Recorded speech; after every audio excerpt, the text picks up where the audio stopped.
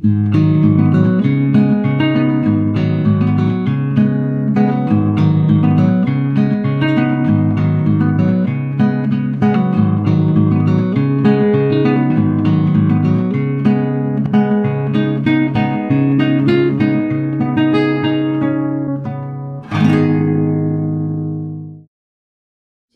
what brought me here? When we got stationed here in Camp Lejeune from California, I was looking for a daycare for my girls, for Mia and Anya, and it was between this daycare and another daycare. However, this daycare was a Christian daycare. So before I even started the paperwork with the girls, I decided to come to a Sunday service. We heard about Noah's Ark through Google. I googled daycares in Sneed's Ferry and Holly Ridge, and that's how we found Noah's Ark. We moved here because I have a retired Marine son who lives in Jacksonville, and we were getting older, and we just thought it was a good idea that, you know, somebody's got to take care of us in our old age, and who else are we going to aggravate if we can't come and aggravate the kids and the grandkids? I started coming to church after I met Wanda. We started dating, so That was the rule. that was the rule. Yeah. Well, my grandmother had been involved before I was born, so she was in from the beginning. At one time, when Brian was an infant, there was 5 generations. I remember sitting in church when I was a young person, and no other youth was in church ever. You know, we didn't have what we have now. I lost my son in 2009. Then I lost my husband in 2011. Well, for the first 6 months, I just earnestly prayed for God to take me home. I mean, that was my prayer morning, noon, and night. I had no vision of a future.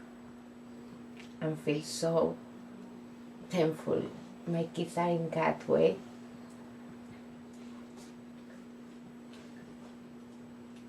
I can say when I decided over here, I was losing my kids. When I came here, my sister invited us to youth group for the first time, and I sat there and I didn't really know what to do. I listened, and I enjoyed how you weren't only there as a pastor, but you were there as a friend. And the group is just so open, and everybody is just so connected in a way that it's so easy to talk to. One day when I came to pick up the kids, I saw Pastor Steve in the sanctuary vacuuming, and I came home to Don and said, "This is the church." Well, on the way here, it really didn't mean a whole lot other than I was going to burn up a couple hours on a Sunday morning. I kind of grew up in a secular home. His message that day was, everything that you've done to this point doesn't matter. It's what you do with today. That first Sunday was the day I was saved. And it's just wonderful to see what God has done and how it all started with just a little handful, but God blessed the faithfulness of the people. And as we've grown, and He continues to do that. We didn't even have a church office till Pastor Gary came, and I was subbing school and driving a school bus, and I quit he was set up the first church office, and I had never touched a computer, and he had to show me how to turn it on, and I had to learn all that. And what really makes it special is being able to be part of it and being able to say, Yeah, and witness that. we saw it. We saw it, we felt it, and we helped it. And God also used us in it. But it was a big family church, and it's still a big family because we're taking them in. We don't have any family around here.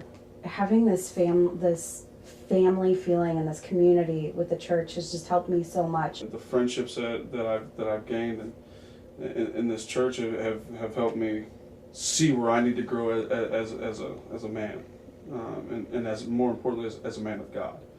I started coming to women's group, and the women in there are people that I can ask for godly advice from. He's changed in every aspect of his life. He is a better father. He is a better husband.